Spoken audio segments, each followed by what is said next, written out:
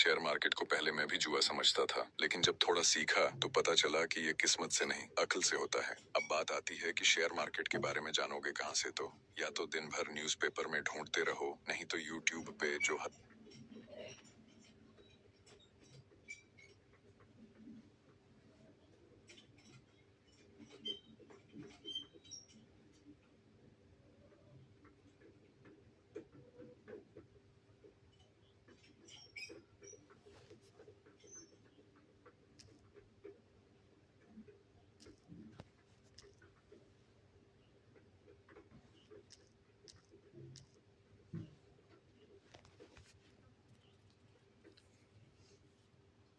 आपके फोन से सिर्फ रिंगटोन नहीं, भक्ति की आवाज निकलेगी। सनातन ऐप लाया है भगवान के स्पेशल रिंगटोन। हनुमान जी की गदा की गर्जना, शिव तांडव का तेज, कृष्ण की बांसुरी।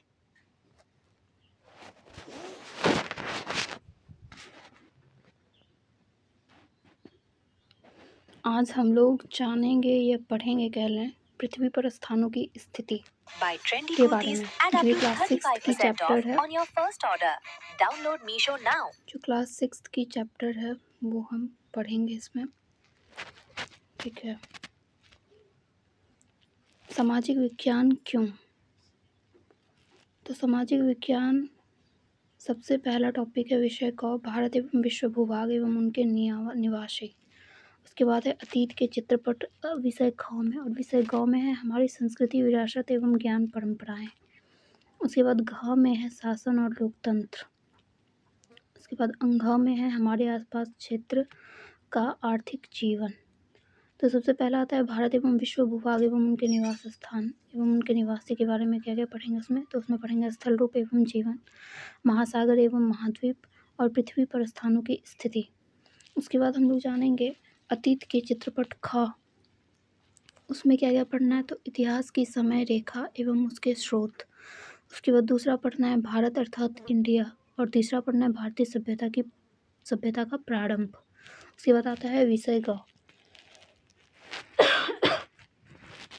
विषय गांव में पढ़ेंगे हम लोग हमारी सांस्कृतिक विरासत एवं ज्ञान परंपराएं, जिसमें हम दो टॉपिक पढ़ेंगे, भारत की सांस्कृतिक जड़ें और दूसरा विविधता में एकता या एक में अनेक।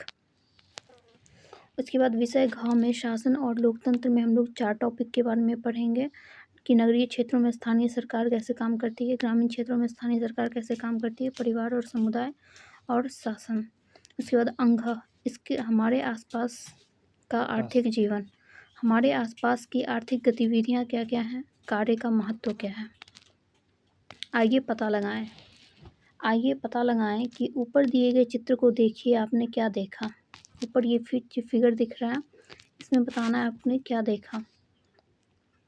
उसके बाद कह रहा है इसमें झील में पानी कहाँ से आ रहा है, सड़क का निर्माण किसने एवं क्यों किया, इन छोटे छोटे घरों में रहने वाले लोग क्या क्या गतिविधियां करते होंगे, उनका क्या इतिहास रहा होगा, उनका क्या भविष्य है।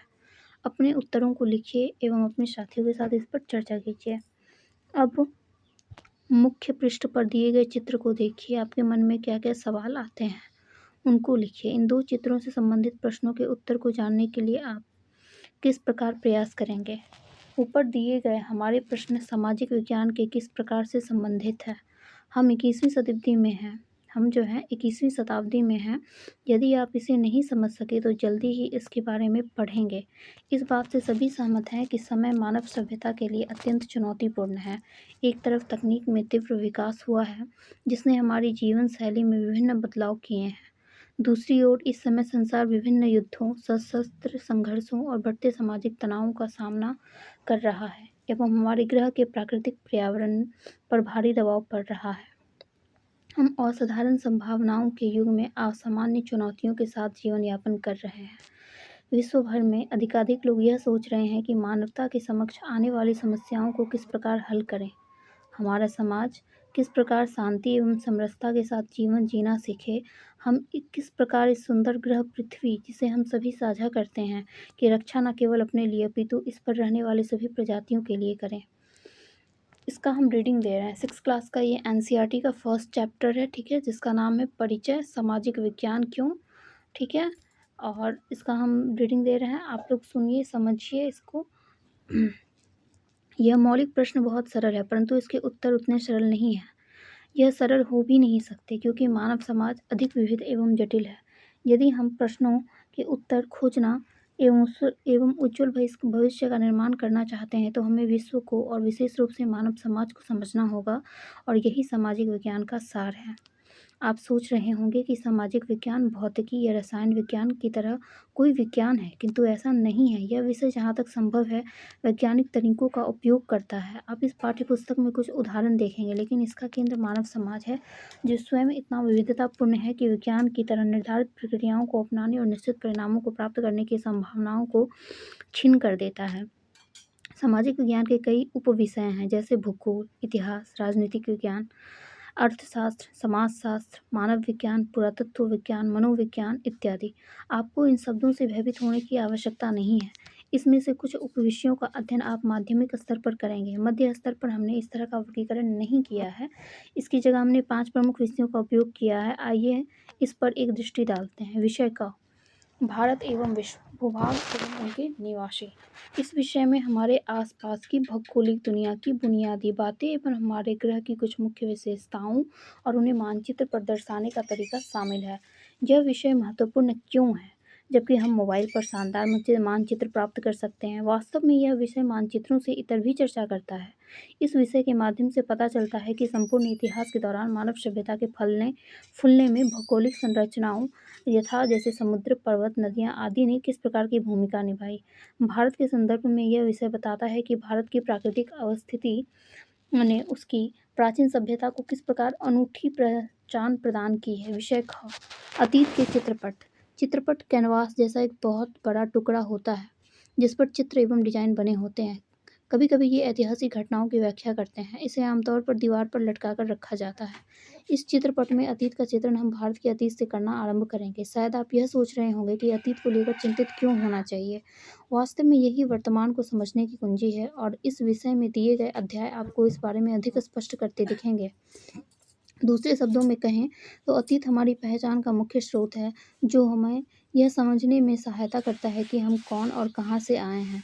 अन्य शब्दों में कहें तो अतीत हमारे साथ है, क्योंकि दुर्भाग्य से इतिहास केवल सुखद विकास यात्रा नहीं है, अपितु यह लोगों, सरकारों और शासकों द्वारा की गई गलतियों एवं उन गलतियों के कारणों को समझने में हमारी सहायता करता है। इसको समझने के उपरांत ही आशा है कि हम इन गलतियों को दोहराने से बचेंगे। विषय गांव में हमें क्या जानना है, तो हमारी सांस्कृतिक विरासत एवं ज्ञान परंपराएं। प्रायः ऐसा माना जाता है कि भारत की संस्कृति अत्यंत समृद्ध एवं प्राचीन है। यह सत्य भी है, परंतु इसकी प्रमुख विशेषताएं क्या हैं, इसके मार्गदर्शक सिद्धांत क्या हैं, भारतीय इतिहास में यह किस प्रकार प्रकट हुए और हमारे समय की समस्याओं को सुलझाने में किस प्रकार सहायक होंगे, यह कुछ प्रश्न हैं जिनका अन्वेषण इस विषय में किया जाएगा। इसका उद्देश्य है कि प्रत्येक विद्यार्थी हमारी सभ्यता की नींव को समझे एवं उसके मूल्यों की प्रशंसा करे। विषय घ क्या कहता है, शासन और लोकतंत्र। प्रत्येक देश के नागरिकों को उस देश की राजनीतिक कार्यप्रणाली की समझ होनी चाहिए। भारत विश्व का सबसे बड़ा लोकतंत्र है। यहाँ विभिन्न स्तरों पर कार्य करने वाली विस्तृत शासन प्रणाली अपनाई गई है। इसकी प्रमुख विशेषताएं एवं घटक क्या हैं? शासन में लोग किस प्रकार भागीदारी कर सकते हैं, उनके अधिकार क्या हैं एवं उनके कर्तव्य अथवा धर्म क्या है? क्या अन्य देशों में अलग प्रणाली अपनाई जाती है? यदि हाँ, तो वे कौन सी हैं? विभिन्न देश आपस में किस प्रकार के संपर्क स्थापित करते हैं? इस विषय के अध्ययन पर हम अधिक जिम्मेदार नागरिक बन सकेंगे और यह समझ सकेंगे कि सरकार के विभिन्न अंग किस प्रकार कार्य करते हैं। साथ ही हमें प्रभावित करने वाले स्थानीय अथवा राष्ट्रीय नीतियों पर अपना वक्तव्य प्रभावी ढंग से रख सकेंगे। विषय अंग में हम लोग क्या जानेंगे, इसमें हमारे आसपास का आर्थिक जीवन। कोई भी परिवार दैनिक जीवन की आवश्यक वस्तुओं जैसे प्राथमिक स्तर पर भोजन, वस्त्र, आश्रय, जल की उपलब्धता एवं द्वितीय स्तर पर वयस्कों के लिए आजीविका और युवाओं के लिए शिक्षा के बिना खुश नहीं रह सकता। इसी प्रकार सुदृढ़ अर्थव्यवस्था के बिना कोई भी देश सामंजस्यपूर्ण ढंग से उन्नति नहीं कर सकता। परंतु भारत जैसे विशाल देश में अर्थव्यवस्था कैसे कार्य करती है, मुद्रा वास्तव में क्या है, इसकी उत्पत्ति कहाँ होती है, इसे कैसे बढ़ाया जा सकता है, किन किन आर्थिक गतिविधियों में लोग शामिल होते हैं, प्राकृतिक एवं मानव संसाधनों का किस प्रकार सर्वाधिक उपयुक्त प्रबंधन किया जा सकता है, यह विषय कुछ प्रमुख अवधारणाओं और प्रक्रियाओं को निर्धारित करेगा, जो हमें इन प्रश्नों के उत्तर खोजने में सहायक होगा। आपने देखा है कि पिछले अनुच्छेद में कई प्रश्न हैं। यह ठीक उसी प्रकार के हैं जैसा इन्हें होना चाहिए। सामाजिक विज्ञान भी सही प्रश्न पूछने की कला के विषय से संबंधित है। जब हम सही प्रश्न पूछते हैं तभी हम सही उत्तरों की खोज कर सकते हैं। इस पुस्तक के प्रत्येक अध्याय की शुरुआत महत्वपूर्ण प्रश्न से की गई है जो उपरोक्त तथ्य की पुष्टि करता है। भूगोल से संबंधित अध्यायों में शतरंज के खेल और कुछ प्राचीन तमिल कविताएं आपको रुचिकर लगेंगी। सांस्कृतिक विरासत वाले अध्याय में साड़ी के उपयोग पर चर्चा की गई है। अर्थव्यवस्था केंद्रित अध्याय में सेवा की अवधारणाओं और त्योहारों का वर्णन किया गया है। ऐसा जानबूझकर किया गया है। हम विभिन्न क्षेत्रों के समस्त पहलुओं को एक साथ लाने में विश्वास करते हैं। इसे बहुविषयकता कहा जाता है, जिसे आप बाद में पढ़ेंगे। यह हमारे दृष्टिकोण को समृद्ध करता है। वास्तव में जब जीवन अनगिनत तत्वों का मिश्रण करता है तो हमें क्यों नहीं करना चाहिए। अब तक यह स्पष्ट हो गया होगा कि सामाजिक विज्ञान वर्तमान को समझने के लिए एवं बेहतर भविष्य के निर्माण के लिए अतीत का निरंतर उपयोग करता है। यह अन्वेषणपूर्ण एवं रोमांचक कार्य है। पृथ्वी पर स्थानों की स्थिति, ये हमारा पहला चैप्टर है जिसके बारे में हम पढ़ेंगे इसमें और जानेंगे। आर्यभट्ट लगभग 500 शताब्दी ईसा पूर्व उन्होंने क्या कहा। पृथ्वी अंतरिक्ष में स्थित है जो जल, पृथ्वी, अग्नि और वायु से बनी है और यह गोलाकार है। यह सभी स्थलीय और जलीय प्राणियों से घिरी हुई है। मानचित्र क्या है और इसका उपयोग कैसे करते हैं। इसके मुख्य घटक क्या हैं। निर्देशांक क्या है। पृथ्वी पर किसी स्थान को अंकित करने के लिए जो है अक्षांश और देशांतर का उपयोग कैसे किया जा सकता है। देशांतर में स्थानीय समय और मानक समय कैसे संबंधित है। कल्पना कीजिए कि आप पहली बार किसी नगर की यात्रा कर रहे हैं। उस नगर में आप जिन स्थानों की यात्रा करना चाहते हैं उनका पता कैसे लगाएंगे। आप सहायता के लिए किसी स्थानीय व्यक्ति से पूछ सकते हैं अथवा उस नगर के मानचित्र को देख सकते हैं। पिछली कक्षाओं में आपने मानचित्र के बारे में कुछ बातें सीखी थीं और इस अध्याय में हम उनका विस्तारपूर्वक अध्ययन करेंगे। आइए एक खेल खेलते हैं। नीचे दिए गए एक लघु नगर के मानचित्र का निरीक्षण कीजिए। चित्र 1.1 में जैसे कि दिखाया गया है। कल्पना कीजिए कि आप रेलवे स्टेशन पर रेलगाड़ी में अभी उतरे और मानचित्र पर अंकित बैंक में जाना चाहते हैं। रेलवे स्टेशन पर उतरे और मानचित्र में जो बनाया गया है बैंक, मानचित्र में कहाँ पे बैंक है, बैंक खोजिए। बैंक, हाँ यहाँ बैंक है, यहाँ पे जाना है रेलवे स्टेशन से बैंक की तरफ। कल्पना कीजिए कि आप रेलवे स्टेशन पर एक रेलगाड़ी से अभी उतरे हैं और मानचित्र पर अंकित बैंक में जाना चाहते हैं। आप किस मार्ग से जाएंगे। क्या कोई अन्य संभावित मार्ग भी है। क्या आप इसी मानचित्र में सार्वजनिक उद्यान, विद्यालय, संग्रहालय का भी पता लगा सकते हैं। यदि आप बैंक से बाजार तक जाना चाहते हैं तो आप किस मार्ग को चुनेंगे। ऐसी परिस्थिति में ही एक मानचित्र उपयोग में आता है। मानचित्र स्थानों का पता लगाने के लिए एक मार्गदर्शक की तरह है जो यह दर्शाता है कि किसी स्थान की स्थिति कहाँ है और वहां तक कैसे पहुंचा जा सकता है। मानचित्र के दाएं कोने के शीर्ष पर स्थित 4 तीरों पर ध्यान दीजिए। हम आगे देखेंगे कि वे कैसे कुछ विशिष्ट दिशाओं को इंगित करते हैं और मानचित्रों को समझने में अधिक सहायक होते हैं। आइए पता लगाएं। पृष्ठ 8 पर दिखाए गए चित्र 1.1 में चिकित्सालय को अंकित कीजिए कहाँ पे है। ठीक है। नीले रंग से दिखाए गए क्षेत्र क्या दर्शा रहे हैं। नीले रंग के दिखाए गए क्षेत्र क्या दर्शा रहे हैं। उसके बाद है विद्यालय, नगर पंचायत या सार्वजनिक उद्यान में रेलवे स्टेशन से कौन सा स्थान सबसे अधिक दूरी पर है। कक्षा के एक क्रियाकलाप के रूप में 3 या 4 विद्यार्थियों के अलग अलग समूह बनाइए। प्रत्येक समूह से अपने विद्यालय तथा उस तक जाने वाले कुछ मार्गों और पड़ोस के भवनों का मानचित्र बनाने को कहिए। अंत में सभी मानचित्रों की तुलना कीजिए और उन पर चर्चा कीजिए। मानचित्र और उसके घटक। हम इस साधारण उदाहरण से समझ सकते हैं कि मानचित्र किसी भी क्षेत्र का एक प्रतीकात्मक चित्रण या रेखांकन है। यह एक लघु क्षेत्र, गांव या कस्बा, एक वृहद क्षेत्र, मान लीजिए कि आपका जनपद या राज्य अथवा भारत जैसा एक अति विशाल देश या संपूर्ण विश्व भी हो सकता है। मानचित्र पर आप सतह को ऐसे देखते हैं जैसे आप उसे ऊपर से देखते हैं। एटलस, जिसको मानचित्रावली कहा जाता है, मानचित्रों की एक पुस्तक या संग्रह है। जैसा कि आप जानेंगे, मानचित्र अनेक प्रकार के होते हैं। भौतिक मानचित्र मुख्य रूप से प्राकृतिक आकृतियों जैसे पर्वतों, महासागरों और नदियों को दर्शाते हैं। उदाहरण के लिए पाठ्यपुस्तक में चित्र 5.2 को देखें। ठीक है। राजनीतिक मानचित्र देशों या राज्यों, सीमाओं, नगरों आदि को दर्शाते हैं। उदाहरण के लिए सभी राज्यों, केंद्र शासित प्रदेशों और उनकी राजधानियों को दर्शाता भारत का एक मानचित्र। थीमेटिक मानचित्र विशिष्ट प्रकार की सूचना प्रदान करते हैं। उदाहरण के लिए पाठ्यपुस्तक में चित्र 6.3 और 8.1 में जो दिखाया गया है। किसी भी मानचित्र के 3 प्रमुख घटक होते हैं, दूरी, दिशा और प्रतीक चिन्ह। किसी भी मानचित्र के 3 मुख्य घटक होते हैं, दूरी, दिशा और प्रतीक चिन्ह। आप चित्र 1.1 में एक को देखते हुए प्रथम 2 के बारे में पहले ही जान चुके हैं। आइए अब हम इन्हें अधिक सटीक ढंग से परिभाषित करते हैं। क्या आप कभी अचंभित हुए हैं कि एक वृहद क्षेत्र को कागज के एक छोटे टुकड़े पर कैसे प्रस्तुत किया जा सकता है? यह मानचित्र के स्केल की सहायता से किया जाता है। आइए हम एक लघु नगर चित्र 1.1 के हमारे मानचित्र पर वापस जाते हैं। मानचित्र जैसा कि यहाँ मुद्रित है, इसका प्रत्येक सेंटीमीटर धरातल पर एक निश्चित दूरी का प्रतिनिधित्व करता है।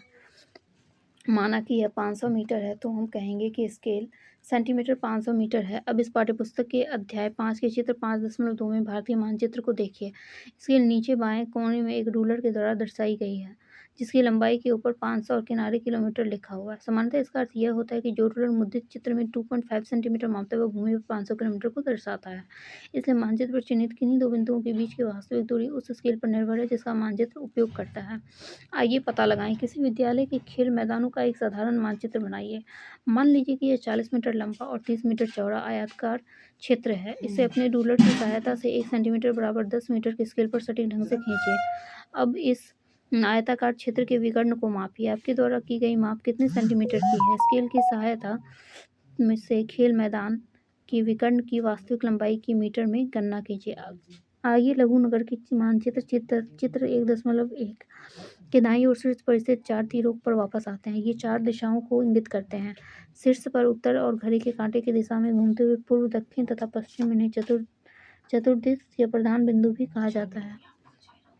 इनके अतिरिक्त मध्यवर्ती दिशाओं उत्तर पूर्व, दक्षिण पश्चिम और उत्तर पश्चिम का भी उपयोग किया जाता है। अधिकतर मानचित्र में अक्षर से अंकित एक तीर होता है जो उत्तर दिशा को इंगित करता है।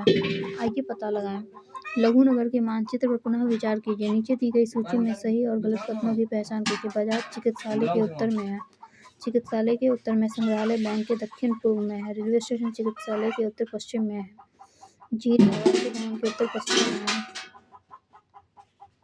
इसमें बताना है, सही और गलत बताना है। फोटो को देखते हुए जो यहाँ पे दिया गया है फोटो, ये वाला फोटो। प्रतीक दूसरा क्वेश्चन, अपने विद्यालय को प्रारंभिक बिंदु मानते हुए क्या आप जानते हैं कि आपका घर लगभग किस दिशा में स्थित है? अपने शिक्षक और माता पिता से चर्चा कीजिए।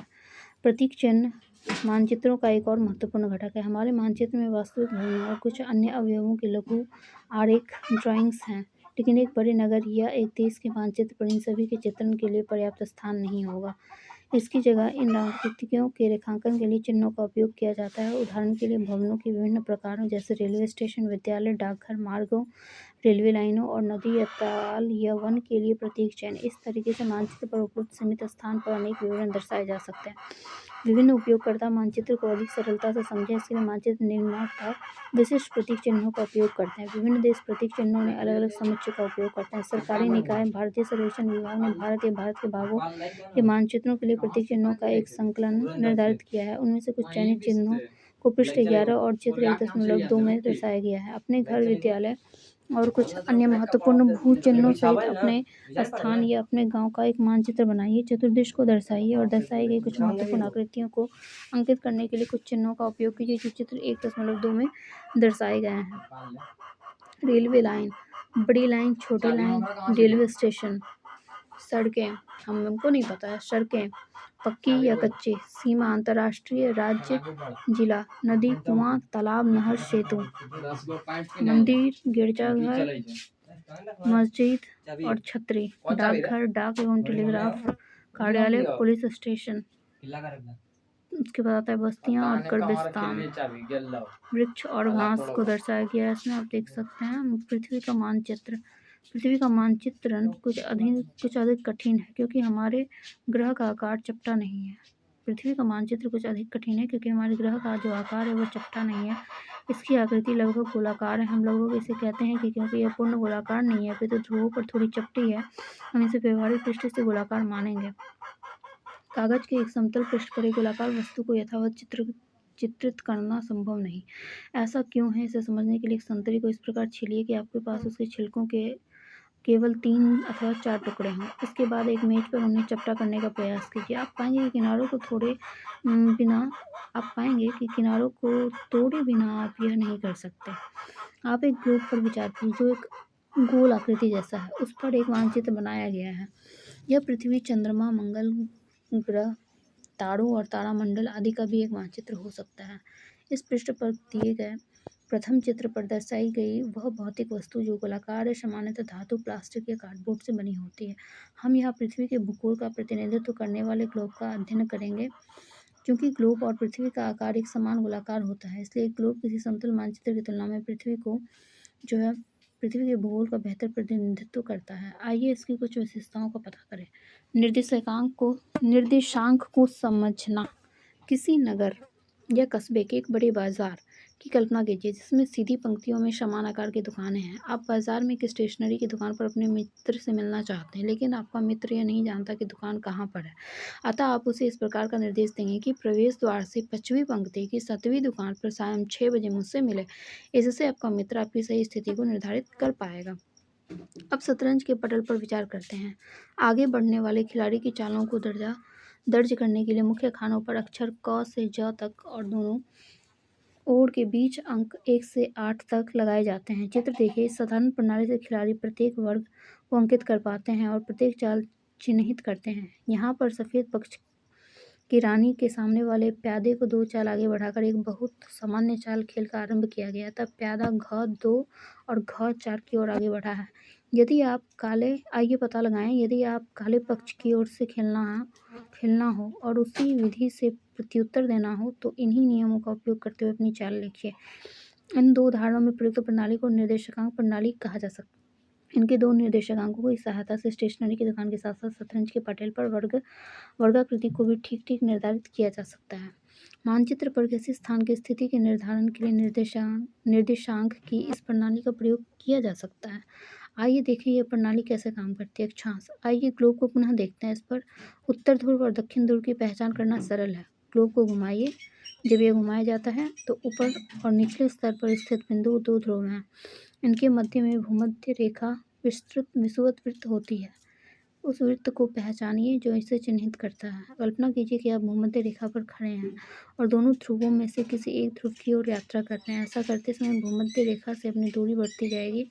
आपकी दूरी बढ़ती जाएगी। अक्षांश भूमध्य रेखा से इसी दूरी को मापता है। आप इस यात्रा को किसी भी बिंदु पर एक काल्पनिक रेखा खींच सकते हैं जो भूमध्य रेखा के समांतर पूर्व से पश्चिम की ओर जाती है। इस प्रकार की रेखा को अक्षांश समानांतर कहा जाता है और यह पृथ्वी के चारों ओर एक वृत्त बनाती है।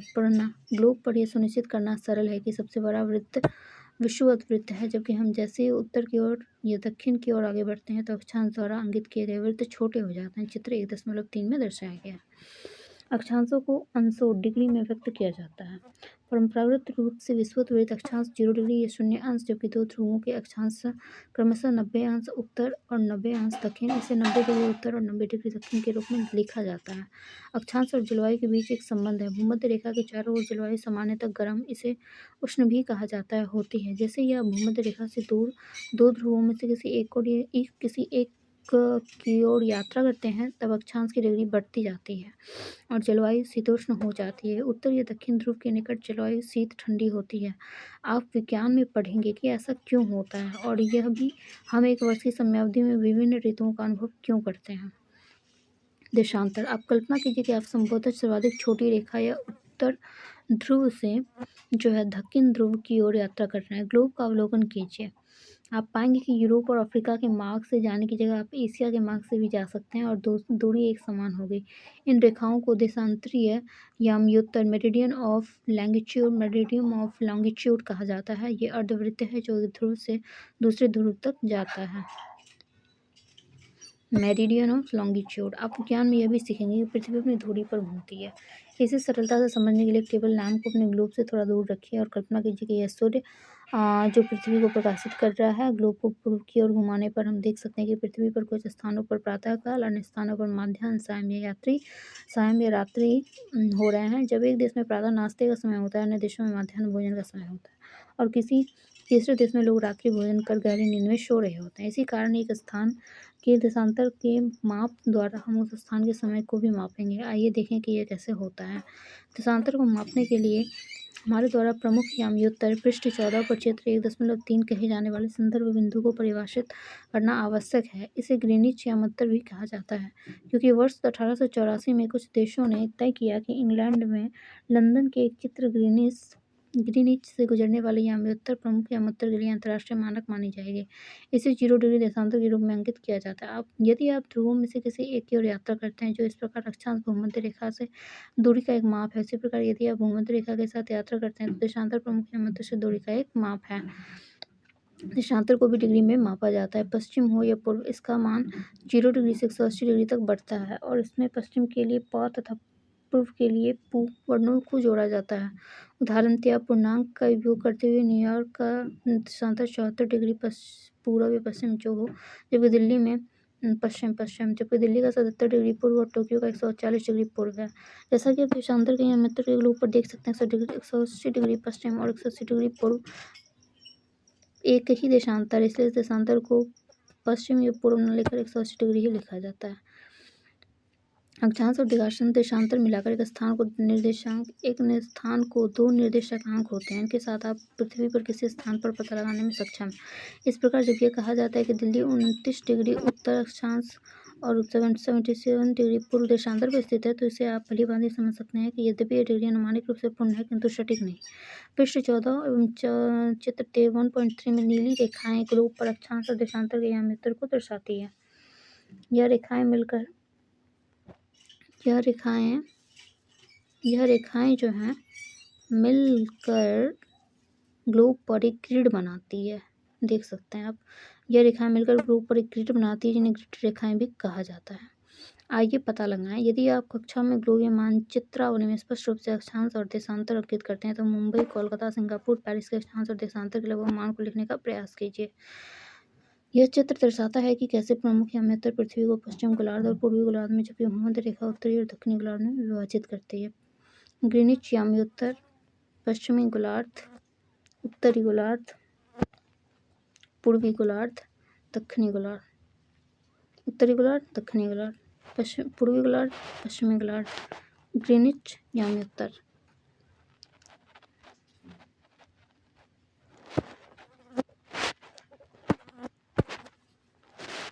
समय क्षेत्र टाइम जोन को समझना। बस अब थोड़ा सा है, चैप्टर कंप्लीट हो जाएगा। समय क्षेत्र टाइम जोन को समझना। ग्लोब को पुनः पश्चिम से पूर्व की ओर घुमाइए। पश्चिम से पूर्व की ओर घुमाइए। इस प्रकार से हमारा ग्रह अपनी धुरी पर चक्कर लगाता है और प्रत्येक 24 घंटे में एक चक्कर पूरा करता है। एक पूरा चक्कर 360 डिग्री था, अतः इसका अर्थ है प्रति घंटा 15 डिग्री, अर्थात इसका अर्थ हुआ कि प्रति घंटा 15 डिग्री, 15 गुना 24 बराबर 360। अब प्रत्येक 15 डिग्री पर देशांतर के याम्योत्तर को अंकित कीजिए। मुख्य याम्योत्तर से पूर्व की ओर जाते हुए हम 0 डिग्री, 15 डिग्री पूर्व, 30 डिग्री पूर्व, 45 डिग्री पूर्व प्राप्त करते हैं और इसी प्रकार 15 डिग्री जोड़ते हुए 180 डिग्री पूर्व तक पहुँचते हैं। यदि ग्रीनिच पर दोपहर के 12 बजे माध्याह्न है, तो प्रत्येक 15 डिग्री याम्योत्तर पर स्थानीय समय का 1 घंटा जुड़ता जाता है। यदि 15 डिग्री पूर्व पर दोपहर 1 बजे स्थान का स्थानीय समय है, तो 30 डिग्री पूर्व पर दोपहर 2 बजे होंगे। इसी क्रम में समय आगे बढ़ता है, लेकिन पश्चिम की ओर जाने पर इसके विपरीत होता है। उदाहरणतः यदि 15 डिग्री पश्चिम पर स्थानीय समय प्रातः 11 बजे का है, तो वो 30 डिग्री पश्चिम पर प्रातः 10 बजे होंगे। और इसी क्रम में समय घटता जाएगा।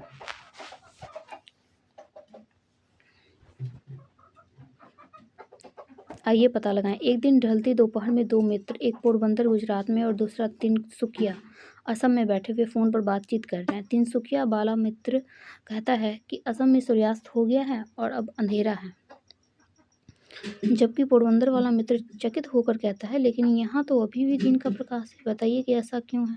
और कक्षा की एक गतिविधि के रूप में इन 2 शहरों के बीच स्थानीय समय के अंतर की गणना कीजिए। संकेत: पोरबंदर और तिनसुकिया के बीच देशांतर में 30 डिग्री के अंतर पर विचार कीजिए और इसके बाद आप उचित मान प्राप्त कर सकते हैं। इस विधि का पृथ्वी पर किसी भी स्थान के स्थानीय समय की गणना करने में उपयोग किया जा सकता है, लेकिन यह विधि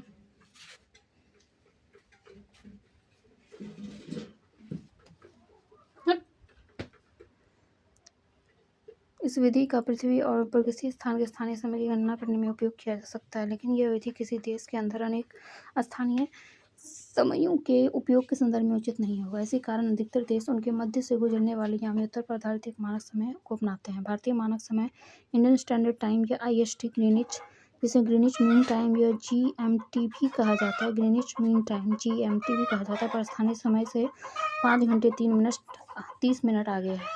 गुजरात और असम में बैठे 2 मित्र पुनः चर्चा करते हैं। इस उदाहरण का उपयोग स्थानीय समय और मानक समय के अंतर को स्पष्ट करने के लिए कीजिए। यह सभी मानक समय क्षेत्र में गठित किए गए हैं, जो ग्राफ में 15 डिग्री के चित्र 1.7 का व्यापक रूप से पालन करते हैं। यदि पृष्ठ 20 पर दिए गए एक विश्व मानचित्र चित्र 1.2 पर विचार करें तो हम देख सकते हैं कि समय क्षेत्र को विभाजित करने वाली रेखाएं पूर्णतः सीधी नहीं होती।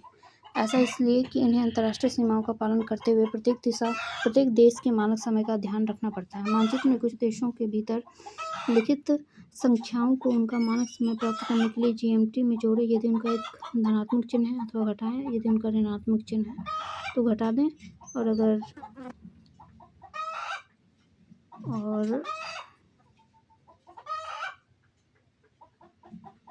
धनात्मक चिन्ह है तो जोड़ें, और यदि ऋणात्मक चिन्ह है तो घटाएं। जैसे यहाँ देख सकते हैं आप, संयुक्त राज्य अमेरिका है। कुछ देशों के मानक समय GMT संदर्भ में को दर्शाते हुए समय क्षेत्र का विश्व मानचित्र में के दर्शाई गई अंतर्राष्ट्रीय सीमा अनुमानित सटीक नहीं है। आप देख सकते हैं यहाँ भारत है। भारत के जो है नीचे देख सकते हैं आप, साउथ ईस्ट में ऑस्ट्रेलिया है। इसके फिर भारत के ऊपर चीन है, रूस है, England, Europe, Africa, Greenland, Canada, संयुक्त राज्य अमेरिका, ब्राज़ील, ये सब आप देख सकते हैं। यहाँ ब्राज़ील को दर्शाया गया है। इसके ऊपर संयुक्त राज्य अमेरिका है, संयुक्त राज्य अमेरिका के ऊपर कनाडा, कनाडा के ऊपर ग्रीनलैंड, भारत के नीचे ऑस्ट्रेलिया, उसके ऊपर चीन के ऊपर रूस, उसके बाद भारत के ऊपर अफ्रीका, अफ्रीका के ऊपर यूरोप के ऊपर इंग्लैंड।